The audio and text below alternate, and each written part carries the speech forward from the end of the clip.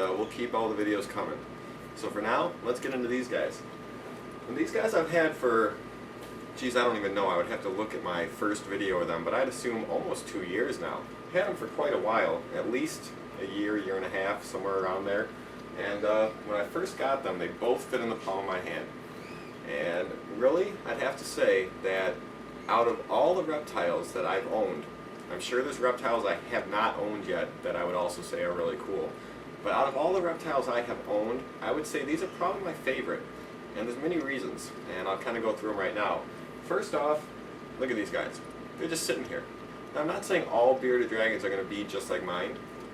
You know, people often ask me, what's the nicest pet you own? Or what's the nicest type of animal? And really, guys, you got to think about it. There's dogs out there, right? Let's take dogs, for example. There's dogs out there that are super sweet, calm, nice, will never bite, never hurt a human, listen to everything you say. And then there's other dogs out there that'll bite you the first chance they get. So it's really not about the animal type. Although different animal types have kind of different overall characteristics, really each animal is different, and it really depends on who bred them, how they were raised, how much they were handled, and so on and so on. Really, you know, people, animals, any living thing is by and large a product of their environment. Sure, they can have instincts, have their own genetics, have all that stuff, but your environment and how you interact with your environment and how you respond to your environment is kind of how you become. So same with animals. You breed them, you know, bring them up right since the time they were bred, you handle them a lot, they could turn into really awesome pets. So it's really not about the type of animal. But overall, bearded dragons are pretty great. And mine, I don't know if I got lucky, or I've seen other videos where lots of them are very calm too. Also, I've heard some people say they're, you know, kind of hyper. But these guys are just great. And some of the reasons why these guys are great is they're just really interactive. Out of all my reptiles, they're one of the few that are not nocturnal. Leopard geckos, crested geckos, most of my snakes, you know, lots of reptiles are nocturnal. And when you got a nocturnal animal, they're going to be sleeping a lot during the day. And, you know, that's okay. I don't mind it. I like owning all different types of pets, and, you know, I'll go in there at night sometimes and I'll feed the leopard geckos at night and stuff, so that's fine. But what I'm saying is these guys are really kind of interactive. They're very visual. They will look at things. I mean, they won't just sit there like a leopard gecko and sleep in their cage all day. They'll be looking if you come in the room. They'll be watching you. They'll be excited when they hear and see crickets, you know, and when you feed them anything else. And that's another thing. Some people might like this, some people might not, but they eat a whole variety of food. And, you know, you guys know that I feed, you know, pinky mice, all types of insects. Like, I've fed them cockroaches and slugs and snails and, you know, all types of things. So it's kind of, you know, I guess it's kind of sick in a way, but it's kind of cool that they eat all types of things. So, I mean, if you got some buddies over and your buddies are kind of like, oh, let's throw in a mouse, well, you can do that, you know. So that's one cool thing about them for some people. But really what I like about them is just how calm they are and how interactive they are. I mean, these guys will sit on my shoulder here. I could watch TV and they wouldn't move. I mean, they might crawl around me a little bit, but they like the warmth. They like their log over here because this is what's in their cage. I just pick it up out of their cage. So they're used to it. They'll sit on that log for hours out in this room without even moving. I mean, they'll move around the log, but they're not going to run away. So, I mean, it's pretty rare for a reptile to sit with you. Take out any of my snakes, take out my leopard geckos, crested geckos, giant day geckos. You know, they'll stay in your hand if you're kind of making them. You know, if they walk away, you keep getting them in your hand and so on and so forth. But with these guys, they just stay here. They're just cool, just like chilling on my shoulder, doing nothing. So that's really cool about them. Now, care. If you guys want a reptile, I do suggest, if you've never owned one before, to start with something like a leopard gecko. Lots of people do suggest that, but actually in some ways that's not necessarily the best idea. I think you should pick a pet that you want to own. If you want a pet that is going to be more interactive and stuff, and you really like bearded dragons, you might want to start with a bearded dragon. Because leopard geckos can live a long time. I think I'd have to look it up because I got so many different animals in my head. You know, I kind of mix them up sometimes, but I'm sure leopard geckos can live like 15 plus years, maybe a good amount longer than that. So I mean, either way, if you get a reptile, it's not like if you get a leopard gecko, it's like a it's like a hamster, it's like a 2-year thing, it's like a learning process. No, they can live a long time. So you're going to be putting a lot of effort and a lot of time into it. So you're going to want to get a pet that you're going to want to own for a long time. Bearded dragons as well, they live 15 to 20 years. So I mean, you're going to want to pick an animal that you'll be happy with. Animals really aren't that hard to care for. I also get asked all the time, which animal is easiest to care for that you own? Really? They're all pretty much the same easiness, to me at least. The only thing is you got to know how to care for them. You know, it's like basically time and money is the difference. The easiest to care for, how I would think about it, is which is the cheapest. That would be a better question, I think. Because, I mean, if you want to look at what's hard to care for, look at my dog Jack. He's my hardest pet to care for. I've got to take him outside multiple times a day, go for walks, you know, make sure he's got food and water. Like, of course I got to do that with my other animals, but it's more on a time schedule with my dog. And, you know, you got to do a lot more interaction with dogs. So if you're looking like for what's an easy pet, pretty much all reptiles are pretty darn easy. You could get away with spending, you know, 10 minutes a day at most cleaning and feeding these guys. It really doesn't take long. And then you should take them out, you know, like I do here, at least once a week for, you know, half an hour, even more if you want. And that'll keep them calm, make them used to you, and, you know, they'll be just like this, hopefully. But for bearded dragons, like I said, with any pet, you want to research a lot first. And they're really not hard, though. For bearded dragons, all you need is a tank.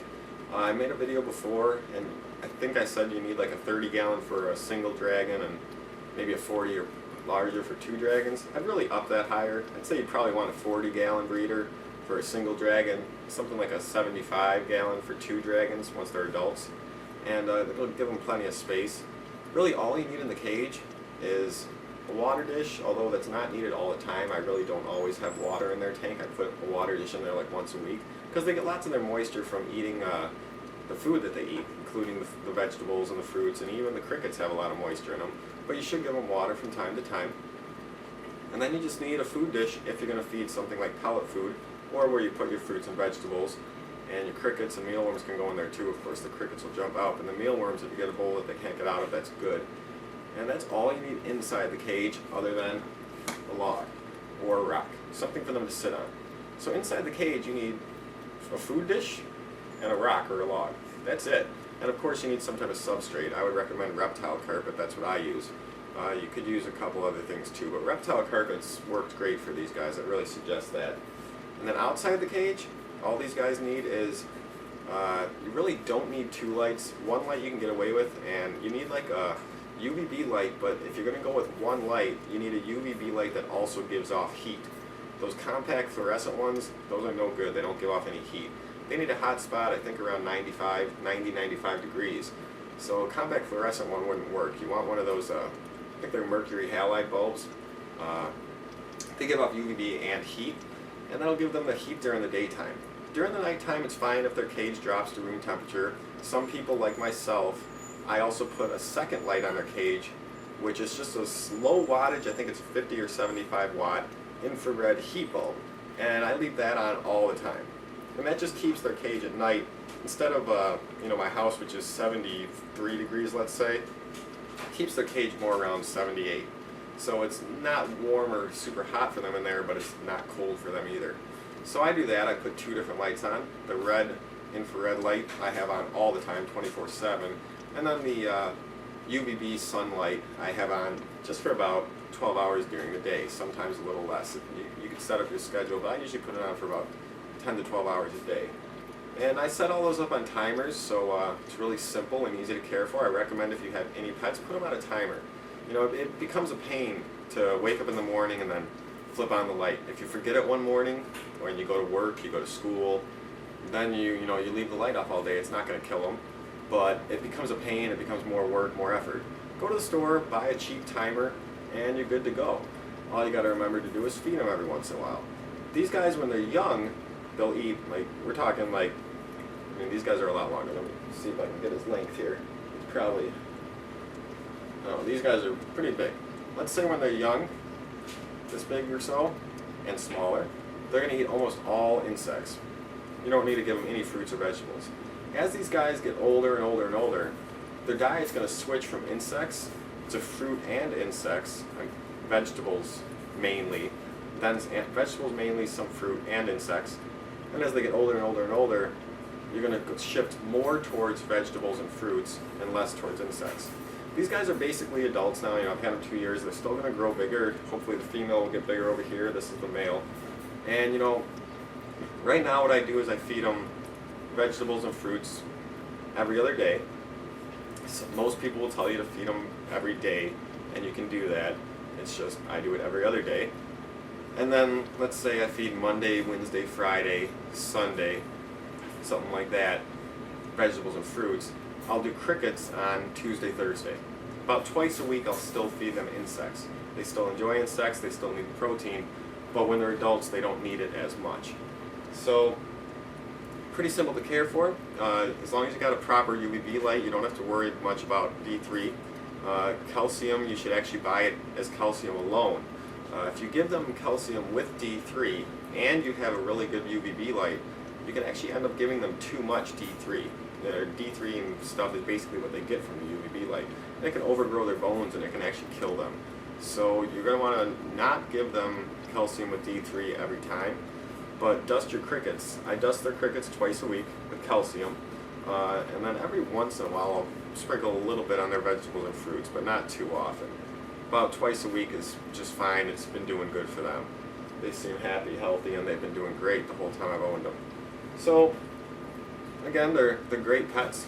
They are the most interactive reptile that I've owned to date, and they're just pretty cool. At least my guys are pretty calm, and I'm sure you can find ones that are similar. I actually got mine from LLL Reptile. It's an online site you can order from. Some people say they hate ordering online. Some people like it. Some people say this site's bad, this site's good. Order from wherever you want, but I would definitely say it probably is best with any pet to see them and hold them in person first. You don't know how many times I've gotten comments saying, "Oh, I just brought this hedgehog home today, just today, and I can't hold it." And I think to myself, okay, did you hold it in the store before you bought it? Or did you just say, "Oh, I want that one," and then they put it in a box and you brought it home? I mean, you got to think about these things. If you're going to buy a pet where you can touch it and hold it first, touch it and hold it first. Make sure it's nice, Don't buy a pet if it's mean. Hedgehogs especially, I've found that if they're mean, they're hard to get back to nice. It is hard. You can do it. It takes time and effort, but you can do it. But I find most people give up. You can do it. But if you got a hedgehog that's nice from a baby and you keep them nice, they stay nice, then they're great pets. So really with any pet, birds, little mammals, little marsupials like the sugar gliders and STOs, reptiles, anything. If you can't find them locally, sometimes, like I said, I'll order online, but if you can find them locally, hold them, touch them, see how they interact in the store. Hopefully, when they get home, they'll act the same. But I'm just amazed sometimes when people say that, "I just got this pet today and I can't hold it, what do I do?" I'm just like, why'd you buy it? Don't buy a pet unless, it's a good pet. Basically what you're doing when you buy those types of pets is you're enabling that person that bred these bad pets to keep breeding them, They bred this pet that's mean, they sold it, so they're like, "Oh, well, I can sell more," Whereas then you got people like me that when I breed, I make sure that I hold them daily for a long time, and they come out great, they come out nice. Almost all my pets are perfect. So, I mean, you gotta, I guess, be smart about the pets you buy. Don't feel bad for pets that are mean and think that you can change them. Go for a good pet from the beginning, and then you'll have a good time with your pet. I'm getting a phone call now. I'm going to mute it, but I'm going to go anyways. This is about the end of what I wanted to say. Like I said, these guys are just great. They're interactive. They watch what you do when you come in the room. They're awake during the day. They're just really good pets. So if you're looking into getting a reptile, remember, research first. Decide what you want, because you're going to have to live with it for a long time. Turtles can live like 30 years, most of them, Decide what you want, make sure you want to do it, research a lot, set up the tank, and then get your guys.